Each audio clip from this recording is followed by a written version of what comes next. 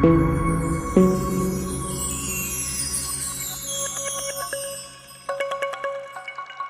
friends, welcome to all of you on our YouTube channel Arena of English. આજે આપણે જોઈશું ધોરણ 10 સામાજિક વિજ્ઞાનનો યુનિટ 1 ભારતનો વારસો. ભારત પ્રાચીન સંસ્કૃતિ ધરાવતો દેશ છે. ભારતના પ્રાચીન ગ્રંથ વિષ્ણુ પુરાણમાં કહેવામાં આવ્યું છે કે ઉત્તરમ યત સમુદ્રસ્ય હિમાદ્વેશ્ચૈમ દક્ષિણમ વર્ષમ તદ ભારત નામ ભારતીયત્ર સંસતિ. અર્થાત સમુદ્રની ઉત્તરે અને હિમાલયની દક્ષિણે આવેલ સ્થળનું નામ ભારત વર્ષ છે, જેના સંતાનો ભારતીય છે તેમ કહેવાયું છે.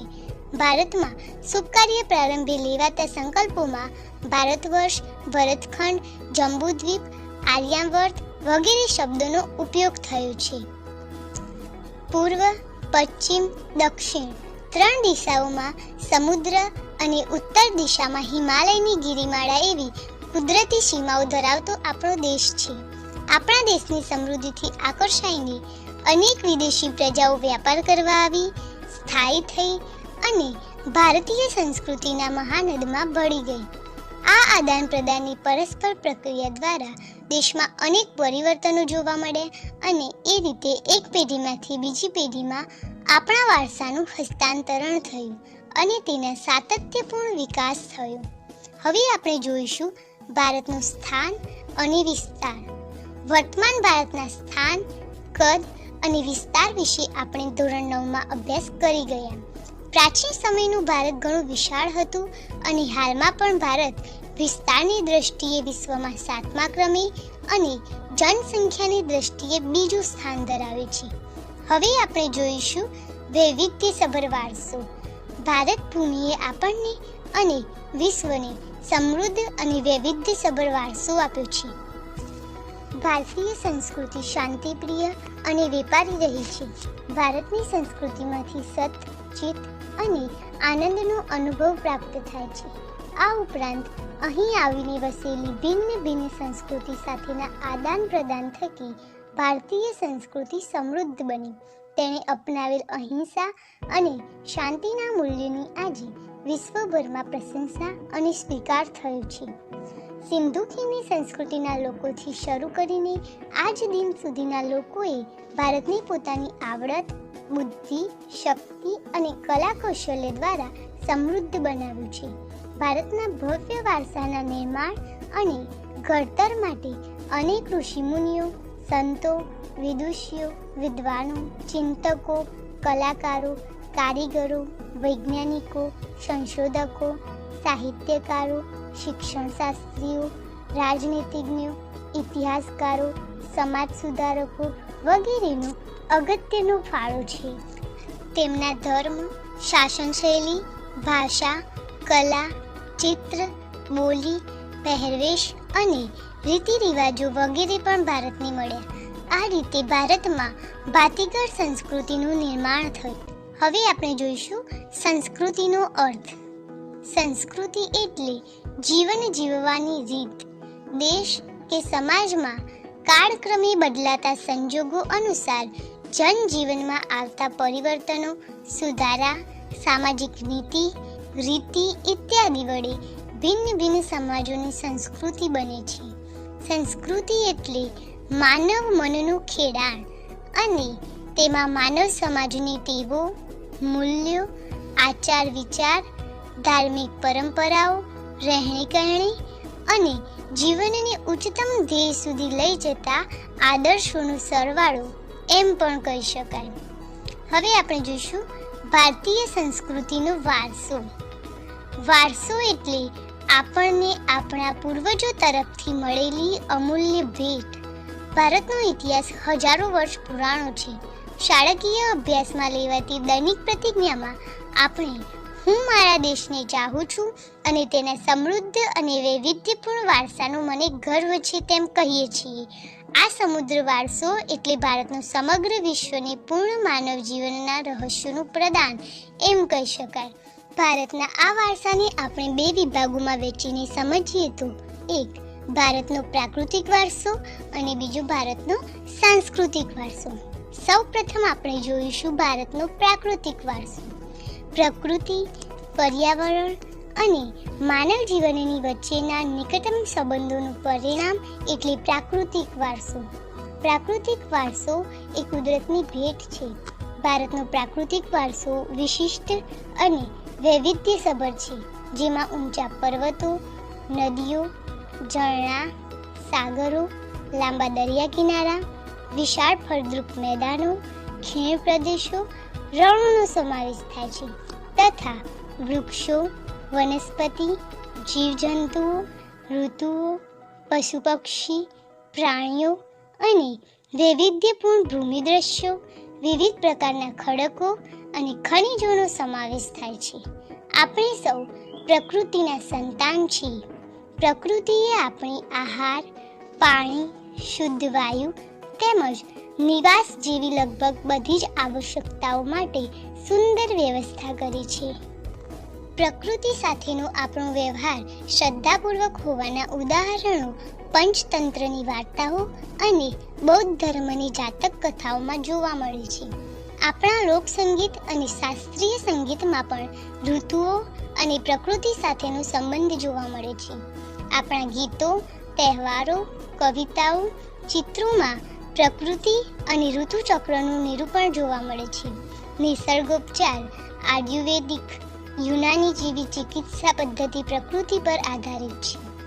હવે આપણે પ્રાકૃતિક વારસાનો પહેલો ભાગ ભૂમિ દ્રશ્યો જોઈશું. ભૂમિ આકારો દ્વારા અનેક ભૂમિ દ્રશ્યોનું સર્જન જોવા મળે છે. દાખલા તરીકે હિમાલય પર્વત એ ભૂમિ આકાર છે. હિમાલયમાં અનેક પ્રકારની ઉપયોગી વનસ્પતિ, ખનિજો, અવનવા પશુ પંખી અને શિખરો બરફથી છવાયેલા રહે છે. તેનાથી મોટી નદીઓ બારેમાસ ભરપૂર પાણીથી સમૃદ્ધ રહે છે. તરાઈના જંગલો પણ ત્યાં આવેલા છે. હિમાલયમાં અમરનાથ, બદ્રીનાથ, કેદારનાથ જેવા યાત્રાના સ્થળો, નંદાદેવી જેવા શિખરો પણ આવેલા છે. ભારત માટે હિમાલયનું મહત્વ ઘણું છે. હવે આપણે જોઈશું બીજો ભાગ, નદીઓ. પ્રાચીન કાળથી નદીઓ પ્રાકૃતિક માર્ગ પૂરો પાડતી રહી છે. ભારતીય સંસ્કૃતિ સિંધુ અને રાવી નદીના કિનારે પાલન પોષણ પામી છે. સિંધુ, ગંગા, યમુના, સરસ્વતી, નર્મદા, ગોદાવરી, કૃષ્ણા અને કાવેરી જેવી લગભગ બધી જ નદીઓએ ભારતના લોકજીવન પર પ્રગાઢ અસરો ઉપજાવી છે. પીવાનું પાણી, વપરાશનું પાણી, સિંચાઈ, વીજળી, ખેતી, જળમાર્ગ જેવી આપણી મહત્વની જરૂરિયાતો સંતોષવામાં નદીઓનું સ્થાન અગ્રીમ છે. તે ઉપરાંત માટીના વાસણો, મકાનો, લીંપણ તથા ઉદ્યોગોના વિકાસ માટે પણ માનવીએ નદીના પાણી ઉપર આધારિત રહેવું પડ્યું છે. આમ નદીઓએ ભારતીય પ્રજાજીવનને સમૃદ્ધ બનાવ્યું છે. આપણી સંસ્કૃતિમાં પ્રાચીન કાળથી નદી કિનારાના ઉષા અને સંધ્યાના વિવિધ ભૂમિ દ્રશ્યો દ્વારા ભરપૂર સૌંદર્ય, કલાસૂઝ અને કૌશલ્યનો વિકાસ પણ આ પ્રકૃતિના વારસામાંથી મળ્યો છે. તેથી આપણે નદીને લોકમાતાનું બહુમાન આપ્યું છે. હવે આપણે જોઈશું પ્રાકૃતિક વારસાનો ત્રીજો ભાગ, વનસ્પતિ જીવન. ભારતની પ્રજા આદિ સમયથી પર્યાવરણ પ્રેમી રહી છે, જેની સાક્ષી તેનો વૃક્ષ પ્રેમ, પુષ્પ પ્રેમ અને છોડવાઓ પ્રત્યેનો આદર સૂચવે છે. માણસ, પ્રાણી અને પશુ પક્ષીના આહાર માટે વનસ્પતિ પર આધાર રાખવો પડે છે. ભારતમાં વડ, પીપળો, તુલસી વગેરેની પૂજા અને ધૂપ દીપ કરવામાં આવે છે. વટ સાવિત્રી વ્રતમાં વડની પૂજા કરવામાં આવે છે. અનાજ, કઠોળ, તેલીબિયાના છોડ, ધન ધાન્યથી લહેરાતા ખેતરો, વન સમૃદ્ધિ ભરેલા જંગલો અને ઔષધિઓ માટે ઉપયોગી છોડવાઓએ આપણા અતિ પ્રાચીન કાળથી જીવનને સમૃદ્ધ બનાવ્યું છે. હરડે, આંબળા, બહેડા, કુંવરપાઠું, અરડુશી અને લીમડો વગેરે ઔષધિઓએ તથા મોગરો, ગુલાબ, કમળ, ડમરો, સૂરજમુખી, ચંપો, નિશાગંધા, જુઈ વગેરે જેવા પુષ્પોએ માનવ જીવનને ખૂબ સુંદર, સુવાસિત, નિરામય અને સમૃદ્ધ બનાવે છે. આમ ભારતના સામાજિક ધાર્મિક જીવન પર વનસ્પતિનો અસરકારક પ્રભાવ રહ્યો છે. ચોથો ભાગ છે વન્યજીવન. પ્રાચીન સમયથી ભારત દેશ પ્રકૃતિ પ્રેમી હોવાની સાથે સાથે પ્રાણી પ્રેમી સંસ્કૃતિ ધરાવતો દેશ છે.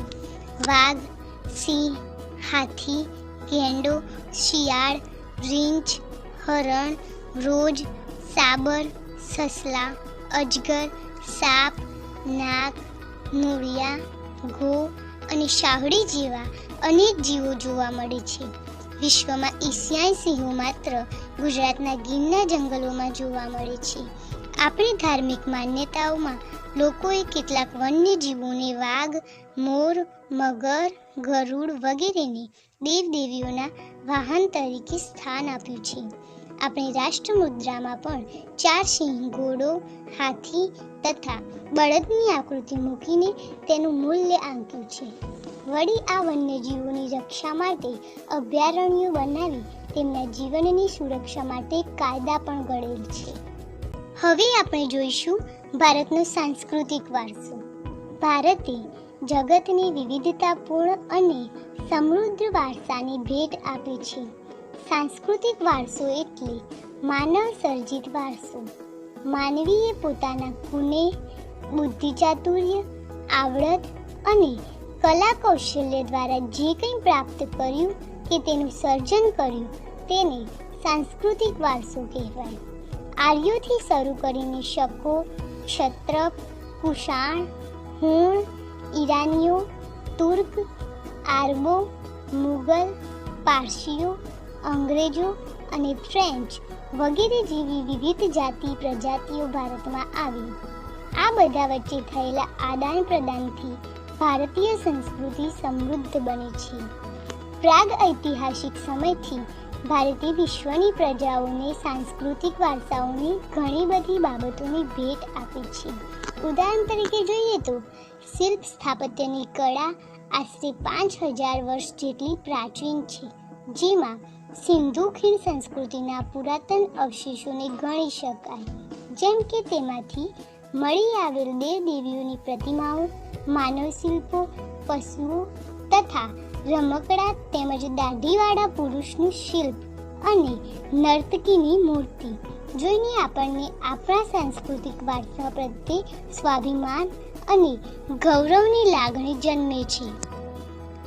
આ જ ક્રમમાં મૌર્ય યુગની ઊંધા કમળની આકૃતિ ઉપર સિંહ અને વૃષભનું શિલ્પ, બુદ્ધની પ્રજ્ઞાપારમિતાનું શિલ્પ, સારનાથની ધર્મચક્ર પ્રવર્તનવાળી મહાત્મા ગૌતમ બુદ્ધની પ્રતિમા અને તે પછીના કાલખંડની જૈન તીર્થંકરોની પ્રતિમાઓ, રાષ્ટ્રકૂટ રાજાઓના સમયની ઇલોરાની ગુફાઓ નિહાળતા આપણને આપણા સાંસ્કૃતિક વારસા પ્રત્યે આદર અને ગર્વ અનુભવાય છે. આપણા સાંસ્કૃતિક વારસામાં મંદિરો, શિલાલેખો, સ્તૂપો, વિહારો, ચૈત્યો, મકબરા, મસ્જિદો, કિલ્લાઓ, ગુંબજો, રાજમહેલો, દરવાજા, ઇમારતો, ઉત્ખનન કરેલા સ્થળો તેમજ ઐતિહાસિક સ્મારકોનો સમાવેશ કરી શકાય. આપણા સ્વાતંત્ર્ય સંગ્રામના ઐતિહાસિક સ્થળો જેવા કે સાબરમતી આશ્રમ, દાંડી, બારડોલી, વર્ધા, શાંતિનિકેતન કોલકાતામાં આવેલું છે, દિલ્હી વગેરે પણ સાંસ્કૃતિક વારસા તરીકે ઓળખાવી શકાય. ભાષા, લિપિ, અંકો, ગણિતમાં શૂન્યની શોધ, પંચાગ, ખગોળ, લોખંડ, સાહિત્ય, ધર્મ, યુદ્ધશાસ્ત્ર, રથ, રાજ્યશાસ્ત્ર, પ્રાણીશાસ્ત્ર, વનસ્પતિશાસ્ત્ર, વાસ્તુશાસ્ત્ર, ધર્મો, ગણતંત્ર, ન્યાયતંત્ર, વિધિ વિધાન, પર્યાવરણ સુરક્ષા આદિ ઘણી મહત્વની શોધો પણ ભારતમાં થઈ છે. તો આજે આપણે જોયા બે મેઇન મુદ્દા, ભારતનો પ્રાકૃતિક વારસો અને સાંસ્કૃતિક વારસો. ભાગ 2 ની અંદર આપણે જોઈશું ગુજરાતનો સાંસ્કૃતિક વારસો અને ભારત ભૂમિ અને તેના લોકો. તેમજ વારસાનું જતન અને સંરક્ષણ. Thanks for watching. Bye for now.